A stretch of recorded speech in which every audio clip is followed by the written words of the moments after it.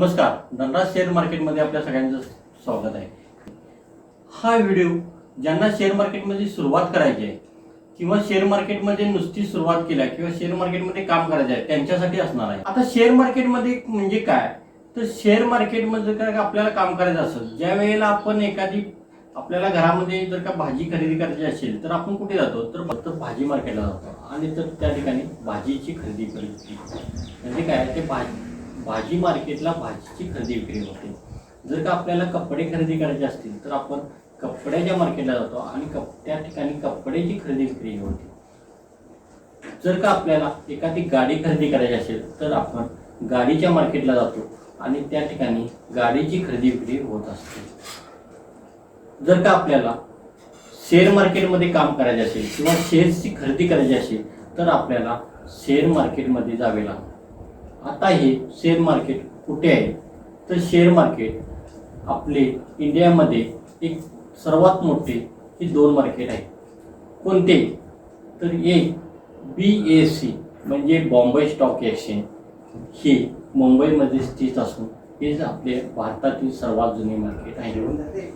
या BSE या मार्केटमध्ये जवळपास 4000 कंपन्यांची शेअर्सची खरेदी विक्री केली जाते व दुसरे सर्वात मोठे मार्केट म्हणजे NSE म्हणजे नॅशनल स्टॉक एक्सचेंज, या मार्केटमध्ये जवळपास 1700 पेक्षा जास्त कंपन्यांचे शेअर्सची खरेदी विक्री केली जाते। तर आपल्याला याच्या व्यतिरिक्त इतरही मार्केट आहेत, म्हणजे Pune stock exchange, Calcutta stock exchange असे स्टेट वाईज आपले एक्सचेंज आहेत। एक्सचेंज म्हणजे मार्केट असे संबोधले जाते, परंतु आपल्याला या दोन मार्केटमध्ये शेअर्स खरेदी विक्री करायची असल्यामुळे आपण या दोन मार्केटचा विचार करू। तर सगळ्यात पहिल्यांदा आपण येऊ BSE म्हणजे बॉम्बे स्टॉक एक्सचेंज, हे मुंबईमध्ये त्याची बिल्डिंग व ऑफिस आहे। तर NSEचे ऑफिस सुद्धा मुंबईमध्येच आहे। आता या मार्केटमध्ये जर का काम करायचे असेल तर आपल्याला मुंबईला जावे लागेल का, तर मीच नाही, तर शेअर मार्केटमध्ये काम करायचे असेल तर घरी बसून आपण आपल्या मोबाईलवरून, लॅपटॉपवरून व कॉम्प्युटरवरून त्याची खरेदी विक्री करू शकतो। खरेदी विक्री करण्यासाठी आपल्याला कशाची गरज असते, तर खरेदी विक्री करण्यासाठी सर्वात प्रथम आपल्याला डीमॅट अकाउंटची आवश्यकता असते। तर डीमॅट अकाउंट म्हणजे काय, जसे बँकेमध्ये आपले सेविंग अकाउंट असते त्याच पद्धतीनं हे डीमॅट अकाउंट असते। कसे ते आपण पाहू। म्हणजे काय, सेविंग अकाउंटची आवश्यकता असते। तर सेविंग अकाउंट हे कोण देते, तर आपल्याला सेविंग अकाउंट ही बँक देते। सेविंग अकाउंट, आता माझे सेविंग अकाउंट हे स्टेट बँक ऑफ इंडियामध्ये आहे। तर या सेविंग अकाउंटमध्ये काय असते, तर त्या सेविंग अकाउंटमध्ये हे पैसे असतात। तर या पैशातून मी काय खरेदी करू शकतो, तर मी मॉलला जाऊन बरेच वस्तू खरेदी करू शकतो, शिवाय भाजी मार्केटला जाऊन भाजी खरेदी करू शकतो, परत कपड्याच्या मार्केटला जाऊन कपडे खरेदी करू शकतो आणि गाडी मार्केटला जाऊन मी गाडी सुद्धा खरेदी करू शकतो। परंतु या पैशातून मी शेअर्स खरेदी करू शकतो का, तर याचं उत्तर आहे नाही। कारण शेअर्स खरेदी करण्यासाठी आपल्याला एक मध्यस्थीची आवश्यकता असते। तो मध्यस्थी म्हणजे कोण, तर त्या मध्यस्थीला आपण स्टॉक ब्रोकर असे म्हणतो। तर हा स्टॉक ब्रोकर कोण असतो, तर एक SEBI ही इंडियाची आपल्या भारत सरकारची एक स्वतंत्र संस्था आहे। त्या संस्थेने जे अपॉइंट केलेले लोक असतात त्यांना स्टॉक ब्रोकर आपण म्हणतो। आता स्टॉक ब्रोकर बरेच आहेत, जर का तुम्ही सर्च केला तर ॲपस्टॉक असेल, जिरोदा असेल, एंजल ब्रोकिंग असेल, शेरखान असेल, मोतीलाल ओसवाल असेल, हे सगळे स्टॉक ब्रोकर आहेत। या स्टॉक ब्रोकर काय करतो, तर आपल्याला जशी बँक सेव्हिंग अकाउंट काढून देते त्या पद्धतीने हा स्टॉक ब्रोकर आपल्याला ट्रेडिंग अकाउंट काढून देतो। आता हे ट्रेडिंग अकाउंट म्हणजे काय, तर हे ट्रेडिंग अकाउंट मध्ये सुद्धा पैसे असतात। या ट्रेडिंग अकाउंट मध्ये आता जर का बँकच्या अकाउंट मध्ये जर का आपल्याला पैसे जमा करायचे असतील तर आपण काय करतो, तर चलन भरून आपण कॅश किंवा ऑनलाईन इतर पद्धतीने ट्रान्सफर करून त्या बँकेमध्ये पैसे जमा करता येतात। परंतु या ट्रेडिंग अकाउंटला जर का पैसे जमा करायचे असतील तर आपल्याला या बँकमधूनच ऑनलाईन किंवा चेकद्वारे पैसे जमा करता येतात। आता माझ्या अकाउंटमध्ये 10,000 रुपये आहे, तर याच्यातले 5,000 रुपये मी या ट्रेडिंग अकाउंटला घ्यायचे ठरवले तर मी एक ऑनलाईन काय एक ट्रान्झॅक्शन केले तर 5 मिनिटांमध्ये आपल्या या ट्रेडिंग अकाउंटला 5,000 रुपये जमा होतात. या 5,000 मधून मी काय करू शकतो, तर या 5,000 मधून मी शेअर्स खरेदी करू शकतो.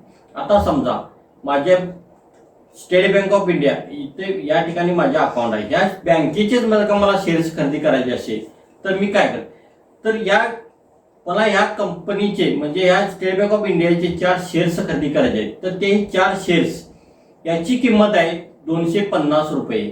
तर 4 शेअर्स खरेदी करण्यासाठी मला किती रुपये लागतील, तर मला 1,000 रुपये लागतील. बरोबर आहे. तर हे 1,000 रुपये हे कशामधून, तर या ट्रेडिंग अकाउंट मधून माझे वजा होणार आणि या ठिकाणी किती शिल्लक राहणार, तर या ठिकाणी आपले 4,000 रुपये शिल्लक राहणार. परंतु मला काय मिळणार, हे 4 शेअर्स मिळणार. हे मिळालेले 4 शेअर्स मी हे ठेवायचे कुठे, तर हे शेअर्स ठेवण्याची जागा म्हणजे डीमॅट अकाउंट. आता हे डीमॅट अकाउंट कोण देते, तर आपल्या भारताच्या 1-2 संस्था आहेत, CDSL आणि NSDCL. या 2 संस्थेमध्ये आपले डीमॅट अकाउंट असते. तर हे डीमॅट अकाउंट ज्या वेळेला आपल्याला ब्रोकर हा ट्रेडिंग अकाउंट काढून देतो त्याच वेळेला हे ऑटोमॅटिक डीमॅट अकाउंट हे ओपन होते. म्हणजे काय, हे आपण घेतलेले शेअर्स हे त्या डीमॅट अकाउंट मध्ये जमा होणार. म्हणजे शेअर्स ठेवण्याची जागा म्हणजे डीमॅट अकाउंट. हे कुणाकडे असते, तर हे डीमॅट अकाउंट हा ब्रोकर काढून देतो, परंतु हे डीमॅट अकाउंट ह्या 2 संस्थेकडेच असते. या 2 संस्था ह्या आपल्या मिनिस्टरच्या अंडर असतात, म्हणजे गव्हर्नमेंट ऑफ मिनिस्ट्री यांच्या अंडर असतात. म्हणजे आपले हे जमा होणारे शेअर्स हे डीमॅट मध्ये होतात आणि डीमॅट अकाउंट हे आपले गव्हर्नमेंटकडेच असते. म्हणजे आपण घेतलेले शेअर्स हे गव्हर्नमेंटकडे जमा असतात. आता समजा आपण 250 रुपयाला एक शेअर्स घेतलाय आणि काही दिवसानंतर या शेअर्सची किंमत 1,000 रुपये झाली. तर आपल्याकडे 4 शेअर्स आहेत आणि त्या 4 शेअर्सचे या ठिकाणी आपले 4,000 रुपये होणार. याची व्हॅल्युएशन 4,000 रुपये होणार. जर का मला 2 शेअर्स विकायचे असतील तर मी काय करू शकतो, तर या ठिकाणी 2 शेअर्स शिल्लक राहणार आणि 2,000 रुपये हे माझ्या या ट्रेडिंग अकाउंटला जमा होणार.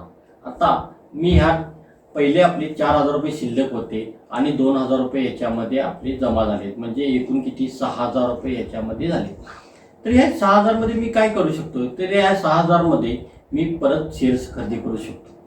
परंतु मला ही शेअर्स न खरेदी करता मला पैशाची गरज आहे, तर मला पैसे मी कसे काढू शकतो, तर एक क्लिक आपण दाबले की आपले पैसे आपल्या बँक अकाउंटमध्ये जमा होतात. या पद्धतीने शेअर मार्केटमध्ये जर का काम करायचे असेल तर ह्याची गरज असते आणि आपल्याला शेअर मार्केटमध्ये खरेदी विक्री मोबाईलवरून करायला शकतो. का डीमॅट अकाउंट काढायचे असेल तर मी डिस्क्रिप्शनमध्ये एक लिंक दिलेली आहे, त्या लिंकला क्लिक केल्यानंतर आपल्याला हे अकाउंट विदिन अर्धा तासामध्ये ओपन होईल. पुढील व्हिडिओमध्ये सेकंडरी मार्केट व प्रायमरी मार्केट म्हणजे काय हे आपण पाहणार आहे व IPO म्हणजे काय, या तिन्ही गोष्टी आपण पुढील व्हिडिओमध्ये पाहू.